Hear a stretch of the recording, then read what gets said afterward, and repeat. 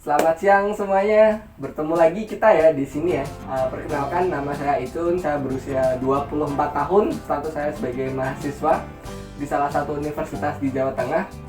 Kemudian untuk sesi kali ini sedikit berbeda ya dari video-video saya sebelumnya, karena kita nanti akan sharing real life atau cerita keuangan dari seseorang yang sudah berpengalaman dan sudah menikah, seperti itu ya.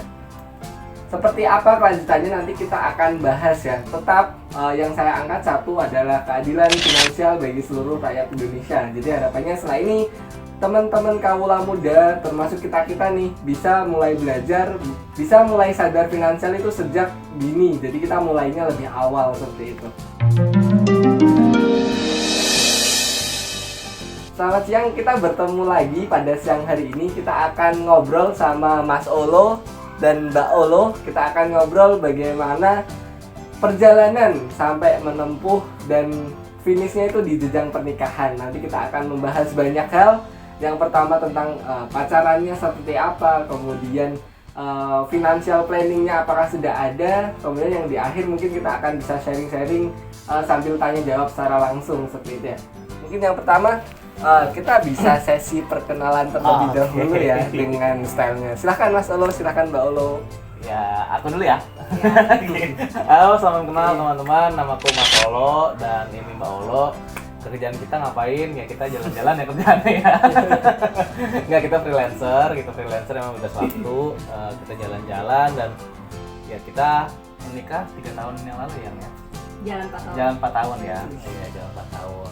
Mungkin segitu aja kali Mas perkenalannya.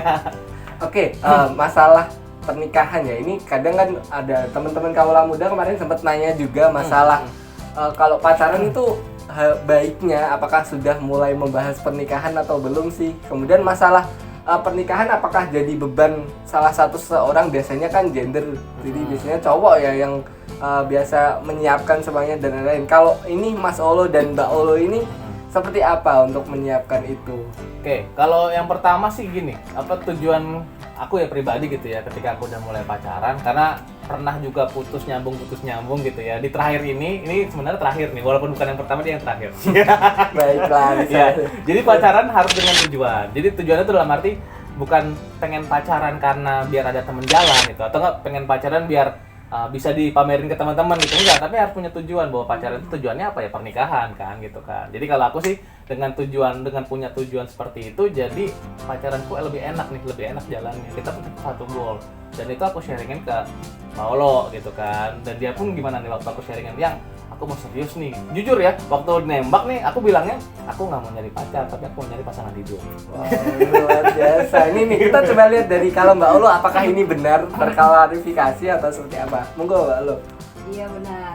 Dia bilangnya calon ibu anak-anak kayak Luar biasa. Terus itu aja atau terus dia bilang gini, ya waktu nembak ya, mau nggak kamu jadi jawaban doa aku gitu. Mas ajarin nanti ya Mas. Keren banget kata-katanya. Gombal. Benar.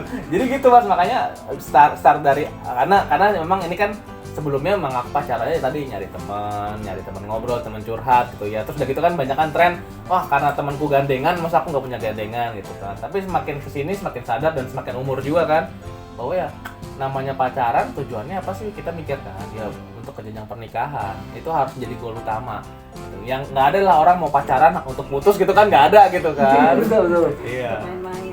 Tapi ada nggak sih kejadian unik yang apa ya saat nembak atau saat memutuskan untuk menikah nih? Ada biasanya kan biasanya untuk melamarnya itu pakai hal-hal yang romantis atau mungkin biasanya nabungnya, bukti komitmen nabungnya itu seperti apa? Ini ada nih yang unik nih. Jadi setelah sebulan kita pacaran, ya kita nggak usah cerita nembaknya lah ya. Kita sebulan pacaran gitu kan. Aku bilang sama Mbak Olo, karena itu kan butuh komitmen. Karena aku percaya satu kata bahwa wanita itu butuh bukti bukan janji gitu kan. Akhirnya aku bilang sama Mbak Olo, yang gitu kan, kenapa sebagai bentuk komitmenku aku DP kamu ya gitu kan. Nah gitu DP. Ya bukan dalam arti DP itu ya, bukan. Tapi di DP teman-teman, di DP dulu. Pacarmu DP dulu ya di sini. Aku DP dulu. DP-nya tuh gimana? Jadi waktu itu aku punya uang 1,5 juta. 1,5 juta itu aku punya duit dan aku langsung bilang, kamu bikin rekening atau enggak, kamu ada rekening enggak gitu, aku transfer. Jadi aku langsung transfer di hari itu juga, aku ajak ke ATM, aku transfer ya, ini bentuk komitmenku 1,5 juta untuk tabungan pernikahan kita gitu. Jadi tuh udah ada tuh modal awal 1,5 juta gitu. Nah komitnya setiap bulan aku akan terus store. Kamu masalah kamu mau nambahin atau enggak itu terserah, tapi yang pasti aku komit untuk nabung terus setiap bulan sampai akhirnya nanti kita akan menikah dengan uang tabungan itu. Oke, biar fair ya, jadi tanggapan dari Mbak Ola, apakah itu terklarifikasi dan benar atau memang hanya gimmicknya Mas Ola? Gombal-gombalnya dia kan tercermin dari kata-katanya ya. Oh enggak, Mbak Ola? Iya benar. Jadi pas 1 bulan ya, pas 1 bulan tuh dia ngasih tahu gitu kan, suruh bikin buka rekening besok buat ini tabungan nikah kita gitu. Terus aku sempet yang, waduh, udah diikat nih gitu. Jujur sih, Kaget juga ya? bukan yang euforia, iya gue diikat gitu. Enggak, justru waduh diikat nih, nggak bisa kemana-mana lagi. Waduh. Oke. Cabang-cabang harus ditutup. Ya nggak kabur mas, kalau nggak kabur. Oke, jadi memang harus ada komitmen, kemudian dibuktikan tidak hanya omongan ya, ada janji dan ada bukti nyatanya seperti itu. Kalau Mas Oli ini berarti DP dulu ya. Tapi DP-nya itu dalam komitmen yang positif ya. Jadi disimpan di tabungan, kemudian tabungan bersama untuk persiapan pernikahannya. Nah, ngomongin pernikahan mungkin saat pacaran itu udah mulai itu ya. Kalau pas pacaran sebenarnya gini mas, apa namanya? Ini kan karena aku udah punya goals gitu ya, jadi aku berkomitmen untuk bisa mencapai goalnya itu sendiri. Nah, ketika kita menjalani menuju goalnya itu ada beberapa hal yang harus dikorbankan. Jadi gini, misalnya kalau misalnya kita nggak punya goals dan kita nggak punya tabungan tadi pernikahan, kita bisa pacaran foya-foya aja. Dalam itu foya-foya sehari bisa nonton 2 kali gitu kan, makan di kafe mewah gitu kan, kafe enak, atau mungkin ke Dufan terus setiap hari gitu, atau kan jalan terus setiap hari. Tapi kan kita kan punya goals, jadi gimana caranya supaya goals ini tercapai dengan hari-hari kita laluin. Ya udah kita nabung. Jujur aku sih nabung dan aku bilang gajiku dulu cuma segini. Aku bilang 3,5 juta ya udah gajinya. 5 juta ya? Ya gajiku dulu 5 juta bisa satu perusahaan gitu kan. Yang lain paling kecil. Iyalah dibanding yang lain calon-calonnya. Nah aku harus berpikir bahwa aku komit antara 1,5 juta sama 2 juta per bulan harus aku taruh di situ. Berarti kan hanya sisa 3 juta nih. 3 juta itu kan aku juga harus kasih ke orang tua gitu kan. Nah masa pacaran itu aku pacarannya ya pacaran minimalis mas, paling ke warung makan pecel ayam, pecel lele gitu kan. Seringnya di tim. Kalau enggak kita ke taman itu ya, taman umum gitu. Taman terbuka gitu ya. Yang gratis. Iya, gratis. Kita minumnya bukan Starbucks tapi Starling. 5.000 berdua gitu. Jadi karena kita punya goals, kita ada komitmen dan akhirnya kita harus berkorban dengan kita pacarannya adalah pacaran hemat. Oke, bagus ya. Jadi ada tren pacaran hemat di sini. Nah, tadi ya kita sudah membahas semuanya tentang mulai dari perencanaan pernikahan, serunya pacaran ala Mas Olo dan Mbak Olo, kemudian sampai ternyata komitmennya itu harus DP terlebih dahulu seperti itu ya. Tapi dalam DP arti itu positif ya seperti itu. Kemudian selanjutnya ada nggak sih kiat-kiat ya dari ini, kalau saya bilang senior ya, maksudnya yang sudah mengalami sebagai freelancer juga, kemudian content creator juga, bagaimana sih untuk kaula muda yang menonton ini ya, jadi untuk sedari pacaran itu udah komitmennya memikirkan di jenjang pernikahan. Jadi apakah ada pos-pos, kalau kita bilang mungkin persiapan pernikahan kan pasti butuh dana ya, finance yang cukup, apakah ada prinsip tidak ingin merepotkan atau seperti apa? Jadi silahkan bisa sharing Mas Olo. Oke. Jadi yang nomor 1 tadi ya, kita harus punya komitmen dulu, goal settingnya lah gitu kan. Komitmen untuk pacaran itu goalnya apa gitu, yang pasti pernikahan kan. Nah kalau itu dari setting nomor 1, kita masuk ke nomor 2 nih. Nomor 2, setelah kita punya goals, kita harus sharingin dulu ke pasangan kita. Kalau pasangan kita punya goals yang sama, seru gitu. Kalau yang punya goals yang nggak sama, itu kita harus coba ya saling diskusi gitu kan. Nah setelah ada sharing, yang ketiga ini kita harus menentukan dalam arti kita masuk ke dalam tahap pernikahan ya. Kamu pernikahannya mau gimana? Sederhanakah? Mau yang mewahkah? Nah itu kan harus diomongin, ya kan? Kalau misalnya nggak diomongin, ya misalnya dia mau nikah ala Walt Disney gitu kan, ya aku nggak mau gitu kan, pasti berantem. Harus diomongin juga. Nah keempat, setelah itu udah diomongin, keempat ya kita tadi mulai dengan tabungan yang kecil. Nggak usah kita mikirnya budget pernikahan kan mahal mas, sekarang 100 juta, 200 juta gitu. Enggak, dimulai dengan per bulan aja. Kalau kamu bisa per bulan 1 juta atau 2 juta, ya udah nabungin aja terus gitu. Intinya kita udah ada komitmen, udah ada niat, dan juga juga tujuannya kenapa kita nabung dulu berdua dengan tabungan kita, karena kita nggak mau ngeberatin orang tua, intinya gitu. Kita nggak mau menjadi beban lah untuk orang tua, walaupun pastinya orang tua pengen banget kebantu kan, tapi kita pengen ini kan pernikahan kita, ya udah dengan dana kita gitu. Seberapapun dana yang ada, kita nikahnya seperti itu. Kita nggak mau ngoyo sampai harus ngundang berapa ribu orang lah, nggak. Pokoknya kita menjadi dana. Misalnya nih, ternyata dalam setahun baru udah minta nikah gitu kan, ya udah tabungan kita berapa? Misalnya 2 juta sebulan dikalikan 12, 24 juta, ya udah dengan 24 juta itu kita menikah mau kayak gimana? Kayak gitu sih. Oke, jadi udah di plan dari awal, dikomunikasikan, sharingin lah. Kemudian gitu ya. ada sharing di setelahnya seperti itu ya. Betul. Oke, mungkin kalau dari Mbak Olo ada versi tersendiri untuk apa ya, melengkapi dari Dana masalah. pernikahan Betul, gitu ya. betul untuk dana pernikahan. Kalau dari aku ini sih apa namanya, kalau di tabungan gitu kan ada sistem auto debit. Nah jadi biar nggak lupa, langsung aja tuh setiap tanggal 1 atau tanggal gajian langsung dipasang auto debit masuk ke rekening tabungan pernikahan. Itu jadi udah otomatis kayak gitu. Terus apa lagi ya, oh kalau dari orang tua sih kita sama sekali juga ya. Nggak ada.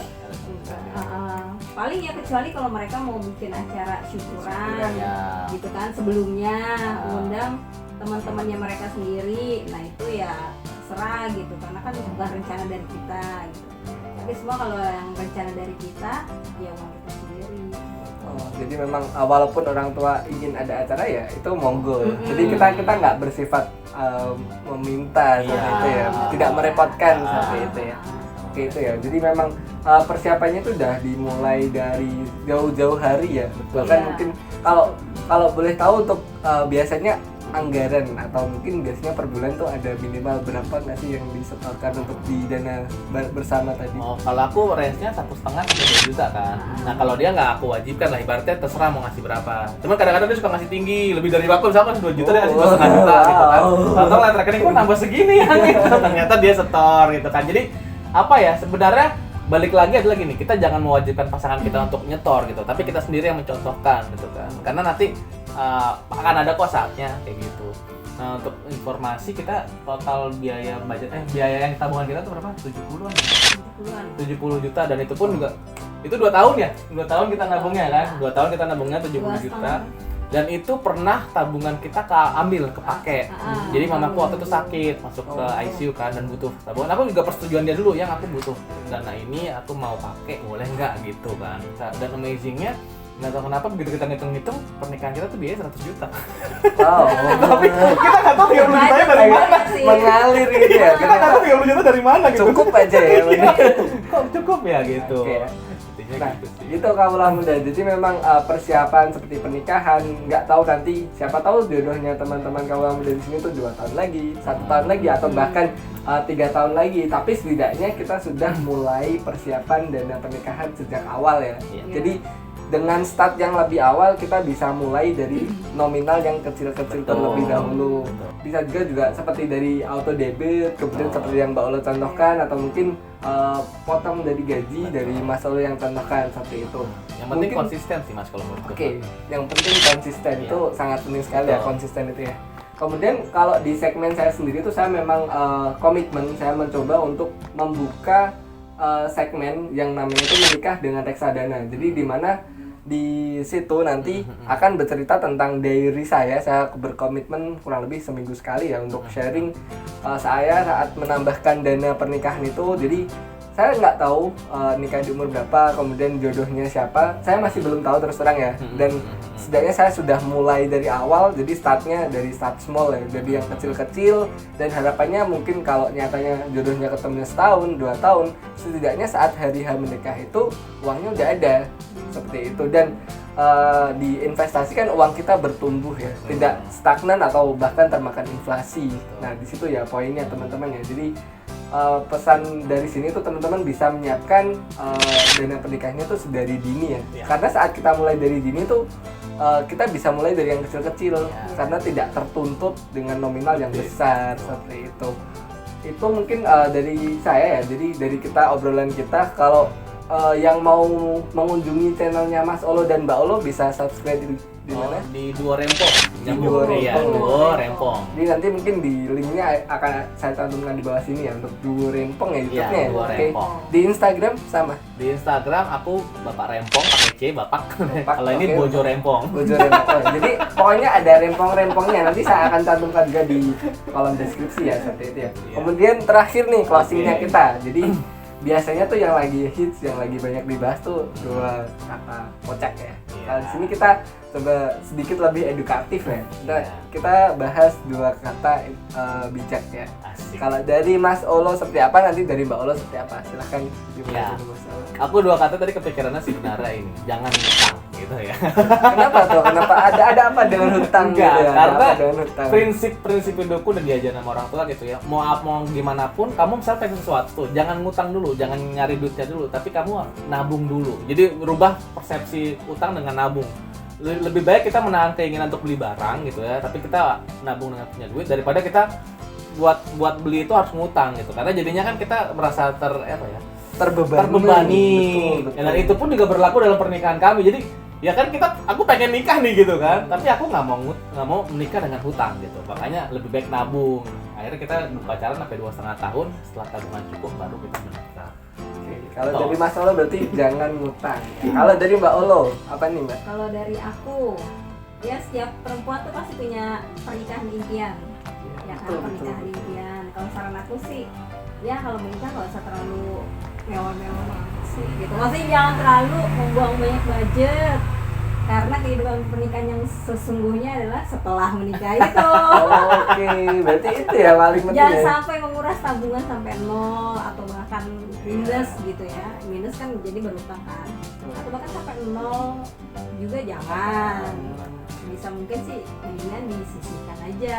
Tuh, jadi dua kata itu jadi realistis kali ya menurut Oh ya, dibantu ringkasin ya, Iya. jadi realistis. Yang Realistis. pertama dari Mas Olo jangan ngutang, dari Mbak Olo jadi realistis seperti itu ya. Jadi saling melengkapi ya sebenarnya. Ya. Jadi yang bisa saya tangkap juga dari sini, saya juga belajar bahwa pernikahan itu dimulai sejatinya adalah setelah sesi resepsi itu selesai ya. Iya. Itu baru dimulai ya. Betul. Saat resepsi mungkin euforianya yang kita rayakan ya. Tapi setelah itu kita baru Udah, realitas. baru masuk ke realitas dan kehidupan yang sesungguhnya. Betul. Seperti itu ya. Itu dari kita ya. Semoga ada manfaatnya, semoga bisa menjadi pelajaran buat teman-teman kaula muda semuanya. Terima kasih Mas Olo, terima kasih Mbak Olo, dan dari kita dadah semuanya. Yo, thank Dadah you semuanya. teman-teman. Bye-bye.